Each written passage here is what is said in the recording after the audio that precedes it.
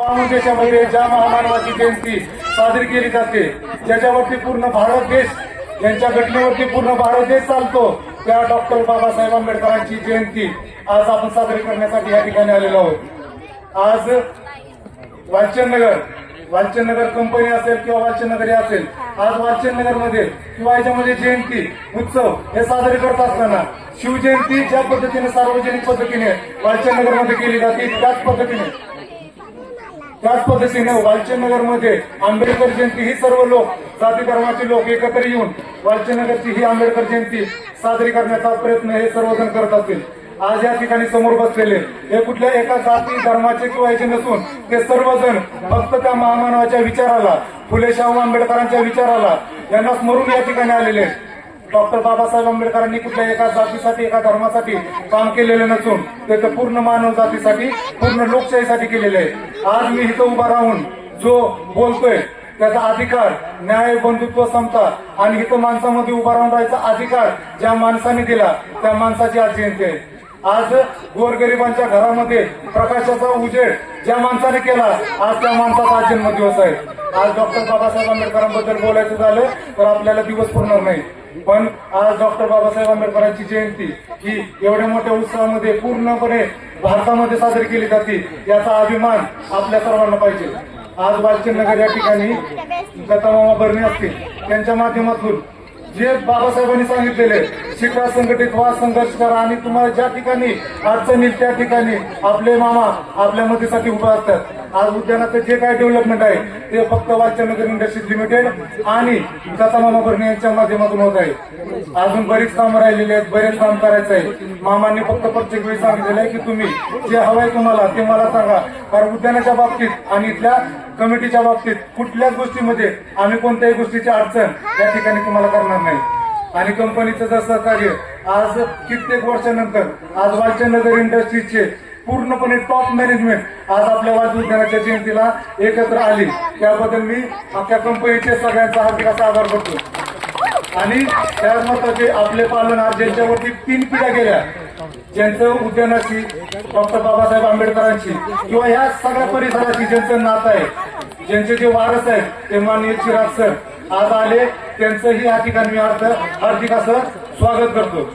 कारण ते येणे म्हणजे आपल्या सर्व जे लोक आहेत ज्यांच्या स्वप्नात येणार नाहीत की वालचंदनगरचे जे हेड, वालचंदनगरचे मालक आज आपल्या कार्यक्रमामध्ये येऊन आपल्या पूर्ण सणामध्ये ऍडजस्ट होऊन जातील असं करण्यासाठी जे आलेले आहेत त्याबद्दल मी त्यांचे आभार मानतो।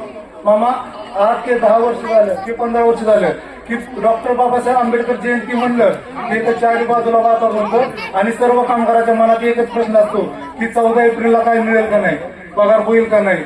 पण तेवढीच काळजी मॅनेजमेंटच्या वतीनं आणि युनियनच्या वतीनं घेतली जाऊन आतापर्यंत कधीच अडचण आली नाही की जयंती म्हणलं की पगार किंवा कुठल्या तरी गोष्टीची ऍडजस्टमेंट, पण डॉक्टर बाबासाहेब आंबेडकर जयंती कधीही नाराज होऊन केली जाणार नाही। एक वेळ दिवाळीला लेट होईल पण जयंतीच्या टायमिंगला मॅनेजमेंटने योग्य आम्हाला सहकार्य केलेलं आहे। कालपर्यंत सर्वांच्या जीवामध्ये जागृत होती, राजन सर असतील, बुधवन सर असतील, केळकर सर असतील, यांच्या माध्यमातून पूर्ण कामगारांना एक आनंदाचं वातावरण करायचं काम मॅनेजमेंट आणि तिथल्या स्टाफने केलेलं आहे। युनियननी पण त्या पद्धतीचं योगदान आपल्या कार्यक्रमामध्ये दिलेलं आहे। आज डॉक्टर बाबासाहेब आंबेडकरांची जयंती आहे, पण हे सगळ्यांची नावं घेण्याचं कारण काय? कारण बाबासाहेबांचे विचार हे फक्त कुठला एक विशिष्ट समाज म्हणून नाही, तर हे सर्व लोक मिळून करतायत हे सांगण्यासाठी या सर्वांचं योगदानाचं मी नाव घेतलेलं आहे। कारण ह्यांचं योगदान कशासाठी आहे की आम्ही सुरुवात केली तर शेवट करायचं काम हे दत्तामामा बर्णे जे लोक आहेत त्यांच्या आणि जे मॅनेजमेंटचे लोक आहेत त्यांच्या हातात आहे, कारण त्यांच्या सहकार्याशिवाय काय होऊ शकत नाही। त्यामुळे जास्तीत जास्त त्यांचं नाव योगदान घेऊन डॉक्टर बाबासाहेब आंबेडकर जयंती ज्या वर्षी केली तशी जोपर्यंत जीवात जीव आहे तोपर्यंत आपल्याला करायचे आहे आणि त्याच पद्धतीचं सहकार्य मामाचं आणि ह्यांचं आपल्याला राहणारच आहे।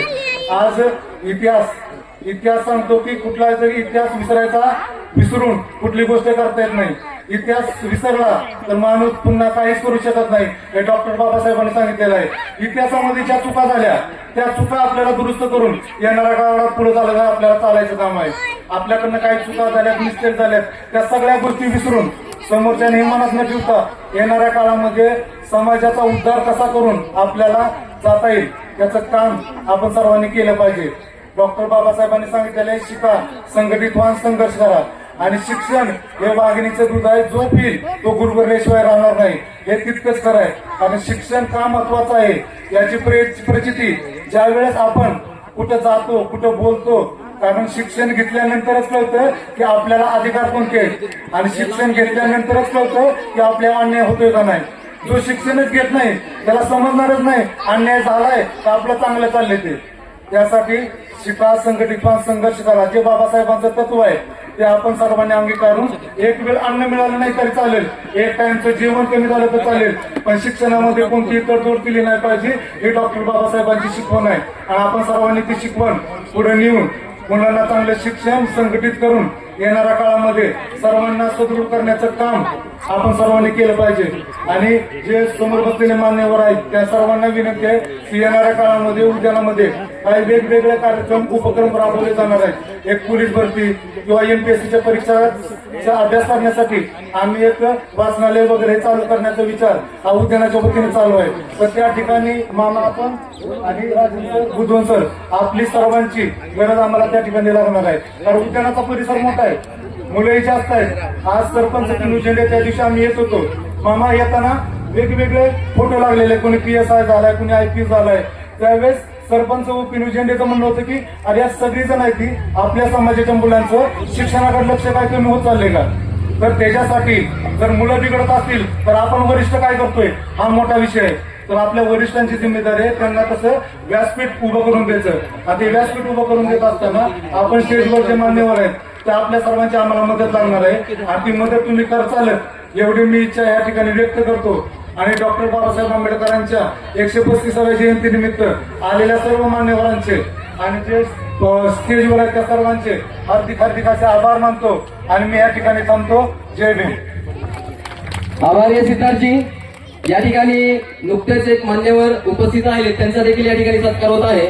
कळमगावच्या प्रथम नागरिक सरपंच माननीय विद्याताई अतुलजी सावंत यांचा देखील सत्कार या ठिकाणी होत आहे. मी निसार मॅडमला विनंती करतो की त्यांनी त्यांचा सत्कार करावा.